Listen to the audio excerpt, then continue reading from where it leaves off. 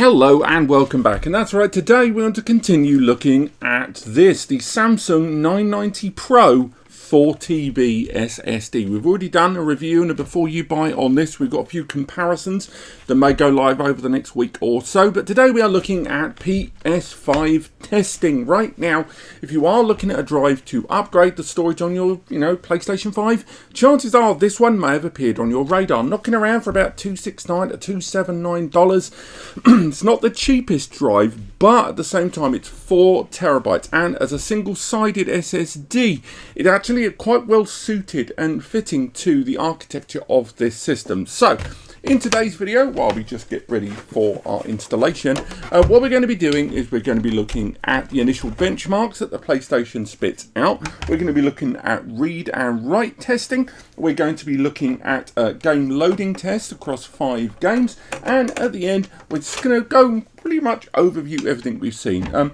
We've tested a lot, and I mean a lot, of SSDs here on the channel. Although it's been a while since we've dipped into this subject here, when we were looking at all the first generation of SSDs that arrived that was compatible with this system's expanded storage, I will add that this drive benefits from a few things. Gen 4 SSDs that have arrived over the last few years, they've really kind of eked out as much as they can from the components on board these drives. On board this drive, you've got this big silver one at the top, known as the controller, and you've got a couple of big old ones down the bottom, known as NAND flash. That's where the data lives. And on most 4TB SSDs, you've got 2 on there and you have 2 on the back. But in the case of this SSD, that is not the case. They've managed to get 2 terabyte NAND flash modules on a single side of this SSD. That results in 2 main things. One, heat dissipation on this SSD. They really only have to be preoccupied with the heat coming off the top, because although on the base you can't really see it, there is a copper heat shield on the base. There's no chips there. All there is all the chips, the controller, the DRAM, flash, the memory, and the storage there at the top. So it means that the heat can be controlled just coming from the top. The second thing to bear in mind is because of this architecture, it's really, really slim. And that means installing inside here is very, very straightforward indeed. Now, if we get our screwdriver and put that back in. Now, you may have already noticed that I'm not installing this SSD with a heatsink. I've talked about heatsinks a lot on this channel, mainly because I believe that Gen 4, and now we're going into the era of Gen 5 SSDs, there's question marks about the heat being generated by these drives. And although the PlayStation isn't doing any heavy write activity normally, it's almost all read, there is an argument that heat dissipation isn't as much of a factor. I would argue that, particularly in the case of this SSD, if you're going to go for this drive, get yourself a heatsink. And again, the one that we talk about the most on the channel, of course, is that PlayStation 5 one from Spiderman. Alternatively, you can spend an extra $10, $15 on this SSD and get one with Samsung's own heatsink on board. But because not everyone's going to use a heatsink on this, I'm not including the heatsink in this installation. If you watch my review of this 4TB drive that presumably YouTube has just bunged on one side of the screen, you'll know that I've already done temperature testing of this particular SSD in a PC environment during benchmarks, and it ran pretty darn hot. And we ended up recommending 2 different kinds of heatsink for that environment. The slim little Elden that will be linked in the description, lovely tiny one that you can wrap around. This is about $10 to $12. Or you can go for chunkier heatsinks like this one from Spiderman. And this Spiderman one here, as good as it is, it means you can't use that top panel plate inside. But heatsinks aside, again, your options are out there. There's lots in the market these days. We've got our drive installed, so what we're going to do is we're going to get this connected up and test the initial benchmarks of the PlayStation. Okay, so we're going into the initial boot. I've pressed the controller and we're coming from a cold boot. We're going straight into the system here. We've got our 990 Pro already installed.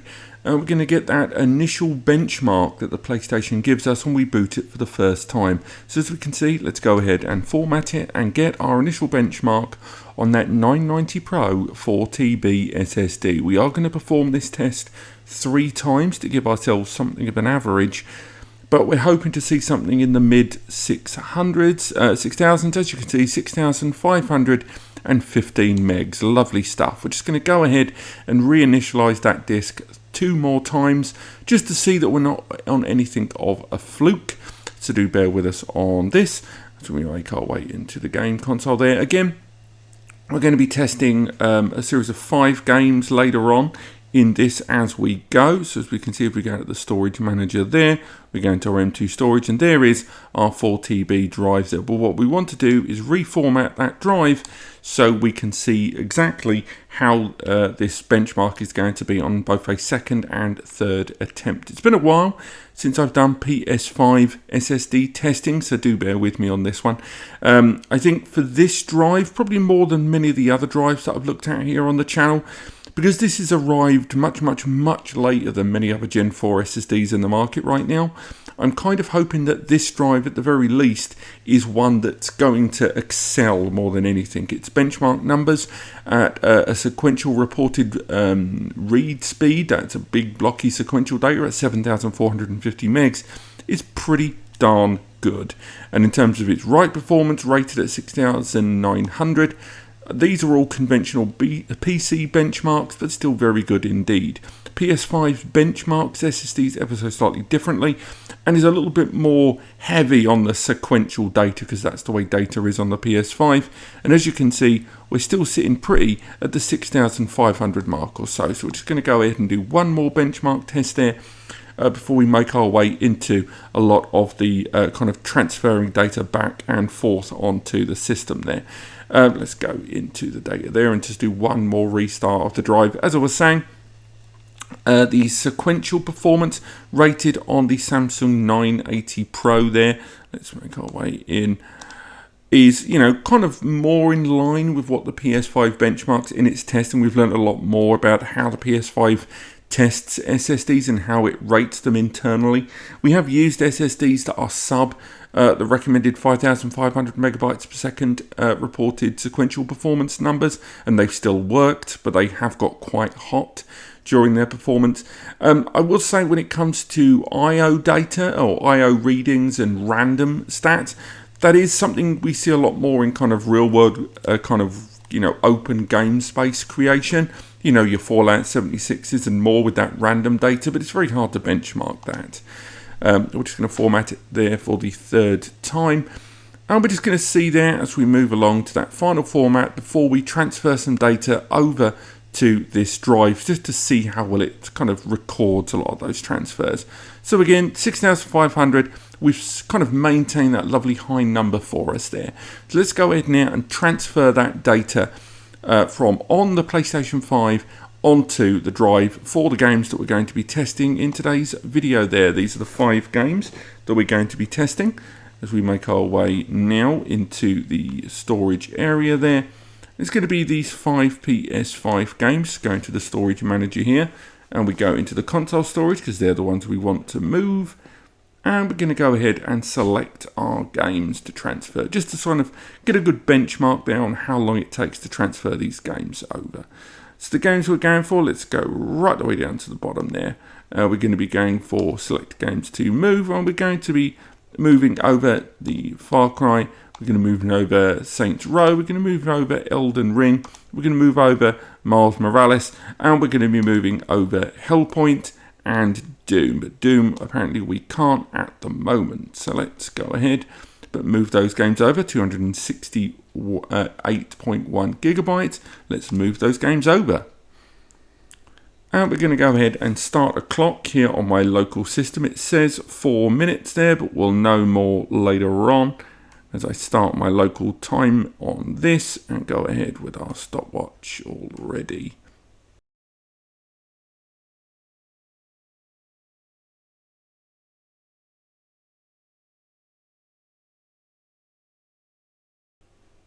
And the transfer is drawing to a close, and looking at our clock here, that came in at 3 minutes and 42 seconds for that transfer. So that's not too bad. It's kind of what we would have expected.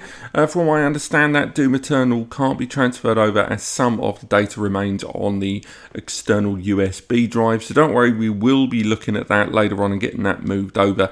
But for now, let's make our way over to a first in our series of games that are going to be tested here, so we can see just how well this system is going to perform for us loading from the SSD compared to when it was loading from the internal PS5 storage, as you can see, all on the M2 SSDs. But for now, let's move over to the loading comparison for the games.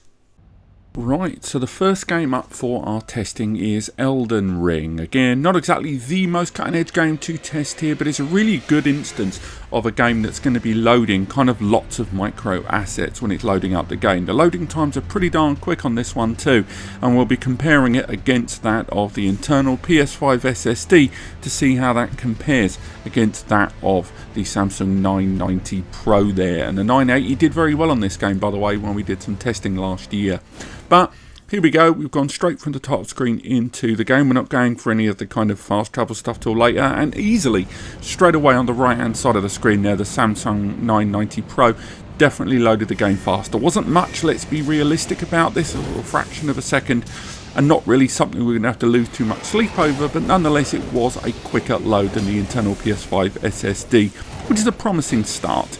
I don't think we're going to see, you know, overarchingly massive differences between these two here, and as long as it's as quick as the internal SSD, I think we're going to be absolutely fine there.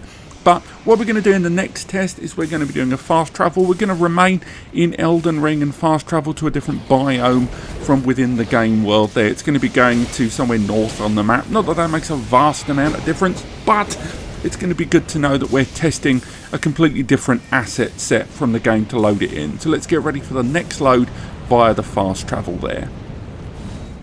Now, again, fraction of a second difference there with the load in, but that's more to do with the frames per second that were captured. And once again, near enough identical, but the one on the top right seemed to be a fraction of a second quicker. Again, there was a slight, you know, a couple of frame difference there about when we went into the quick load from within Elden Ring, but still, I'm seeing absolutely fine results there between the two of them. And me personally, I think you'd really have to be paying attention to notice any difference. So once again, we're not looking at whether the Samsung can outpace the internal SSD. That's really not what we're going for here. We just want to make sure that this SSD can keep pace. And time and again, you're going to see me mention in this video about the IOPS improvements on the 990 Pro, because certainly the IOPS numbers on that SSD are exceptionally high. And even though we don't know the internal performance numbers from the Sony internal SSD here, I think the enhanced IOPS numbers are going to show their colours a lot more. Now, the next game, as you can see, is Far Cry 6. This is a multi-platform game, but this is the PS5 version. And of course, we're going to do a straight load. The rest of the games on this list are going to be straight load examples. We're not going to be doing any kind of world loading. It's going to be one per game. And in the Far Cry 6 load here, we're going to be going to a later stage of the game, but it's going to be one of the more heavily populated areas of the game as well, and hopefully that will make something of a difference to what we see in terms of loading. So let's crack straight on from the title screen, fraction of a frame on the top right difference there on the Samsung. Again, we're not going to give any kind of advantage there. And that fraction of a frame carried over straight the way through to the load. So a very quick load between the two games, no difference whatsoever. I'm slightly concerned about some of the things that are going to be here on screen, and hopefully YouTube isn't going to get on my case about these on the screen, but still nonetheless we're seeing quite straightforward load between the two of them. No drop in frame, no drop in any of the kind of pixel depth there, or when we're seeing the resolution switch. Now, what do I mean by that? Well, if you've watched my other videos, you'll know that one of the other things we've got to stay aware of is some games procedurally load. They load in the base level of the surroundings, and then we'll load in stuff around them. So you see certain assets kind of pixel in, you see low going into high res pixels, and therefore it does kind of ring true. But let's move on to our next game where we may see some more meaningful examples of that, and that is of course Spiderman Miles Morales, one of the launch titles of the PS5, but a game with some breakneck speed loading times, and we're going to be really paying attention to them here. Not only those loading times, I should add, but because of those high IOPS numbers, the Samsung will almost certainly load at the same speed as the internal PS5 SSD or quicker, but what we really want to see is how it deals with hurtling through the game with those random IOPS really being pulled upon for the asset. So let's go into the load. Again, fraction of a frame difference there on the Samsung on the top right, and that has played out there onto the load. Exactly the same between the two of them. No real performance difference in terms of the initial load. Didn't think we'd see any different. But what we really want to see here between these two games is flicking through that scenery as quick as possible to see if we see any issues regarding loading in those assets as we move through the game. A drop in frame rate, any of the kind of flip out between the low and high res textures. We're seeing none of that here. We're seeing between the two of them absolutely seamless movement, and that's what I would have expected. Yes, it's a launch title, of course, so the PlayStation's been around for a few years at this point, PS5 I should say, but still nonetheless we are still talking about a particularly high-end game that's really capitalising on the faster NVMe storage that's inside this system. So for me, absolutely fine here on the Samsung, and I think we can start moving on to our next game. Our next game being Saints Row, arguably a controversial title because I don't know about you guys, but I was a big fan of Saints Row, peaking I would say at 3 and 4, and even Get Out of Hell, but this one has left me cold. And although, you know, there's lots of graphical settings, we're going for high fidelity 4K mode on this, so we're going for the densest graphics mode here. So let's go and see that initial loading screen. Now, the initial loading screen here takes a little while, and we'll comment a little bit on Saints Row in a bit, but as we look between the two of them how quickly they load it, isn't it astonishing how long this game takes to load, given we've just come out of Spiderman and that high efficiency load there. But between the two of them, should load up any second now, fingers crossed. Wow, it's really taking its time. There we go. And the PlayStation SSD seemingly loaded a fraction quicker, but because of those splash screens at the beginning and having to flick out with the X button, it's very hard to gauge if that's going to make any difference. What we did here was jump into a couple of vehicles within the game and move as quick as we could through the map. Unfortunately, because of Saints Row being slightly limited in some of its vehicle speeds, you couldn't really take it that far. And look at that on the left hand side of the screen, that is how glitchy this game is, but we'll get on more on that later on. But as we move through this game, what we're really looking for here is just seeing how well the game deals with the speeding through, and it did fair enough. As we move on to our next one, onto Doom there. Now with Doom, this is another game with a 60 frame 4K mode that we're taking advantage of here at that high fidelity mode. I say 60 frame, I think it might be the 30 at launch, but 60 in the PS5 update there. And we're going to move through this game as quick as we can, again from initial load directly into the game there. But I think we're going to be absolutely fine. It is an upgraded game there for PS5. So straight from the title screen there, we've got the percentage down the bottom, pretty much near enough identical there. And slight couple of frames difference there in favour of the Samsung 990 Pro overall. So again, game loading very fast. This is another game that we really want to play out and see how well and how, you know, when we're moving at the breakneck speed that this game goes at, if we're going to see any advantages in it. But for now, I'm seeing good speeds. I'm feeling like the game is definitely not being hampered in any way. We're still seeing that high frame rate. We're still seeing the transition between those low and high quality graphics during the glory kills. We tried to get in as many of them as we could.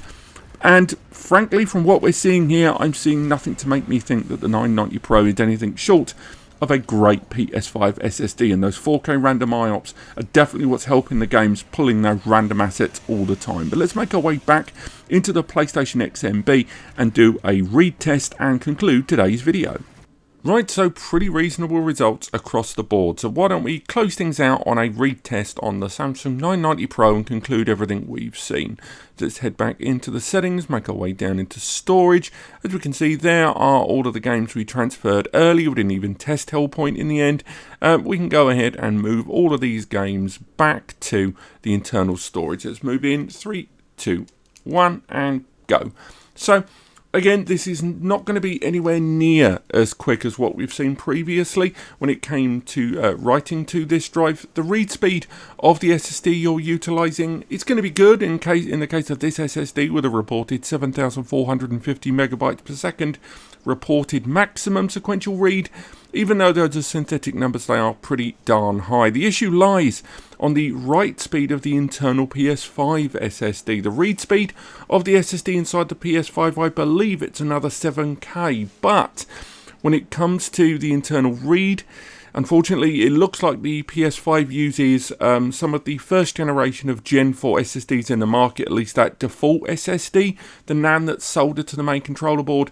And the result is that we've seen, write speeds to the internal PS5 SSD in the past of around 4,800 to 5,000 or so megabytes per second. Consequently, if you combine that with the kind of compaction that the PS5 uses, and also the fact that it encrypts data transmission during that transmission, you are going to see speeds, as you can see on the screen, substantially lower than what we've seen when we were moving data over to the SSD. Unfortunately, this is something you're going to have regardless of the SSD you choose to use, because when you're moving data from your SSD, it doesn't matter how fast that SSD is, because when you're moving it over to the PS5 internal SSD is the same on all systems. So you can only go at the maximum performance speed of that SSD.